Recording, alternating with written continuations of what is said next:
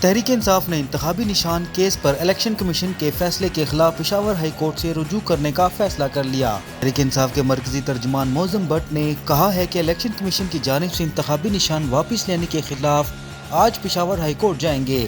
Case سے متعلق petition تیار کر لی۔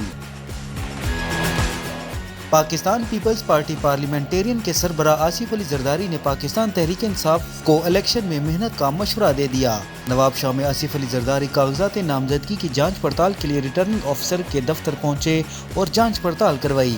اس موقع پر انہوں نے کہا کہ چیف جسٹس نے کہہ دیا ہے کہ انتخابات ضرور ہوں گے۔ انہوں نے کہا کہ پیپلز پارٹی کا مستقبل روشن ہے، انشاءاللہ حکومت ہم بنائیں گے۔ صدر مملکت ڈاکٹر عارف علوی نے نگران وزیراعظم انوار الحق کاکڑ کے مشیر احد چیمہ کو عہدے سے ہٹانے کی منظوری دے دی۔ نگران وزیراعظم نے الیکشن کمیشن کی ہدایت پر احد چیمہ کو عہدے سے ہٹانے کی سمری صدر مملکت کو ارسال کی تھی۔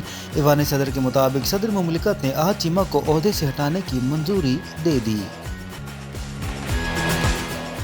اور لاہور میں فضائی آلودگی کا معیار خطرناک درجے تک مضر صحت ہو گیا۔ ایئر کوالٹی انڈیکس کے مطابق لاہور دنیا کے آلودہ ترین شہروں کی فہرست میں پہلے نمبر پر ہے، جس کا AQI 343 ریکارڈ کیا گیا ہے۔ کراچی کا فضائی معیار بھی مضر صحت ہے اور شہر قائد 171 AQI کے ساتھ آلودہ ترین شہروں کی فہرست میں 8ویں نمبر پر ہے۔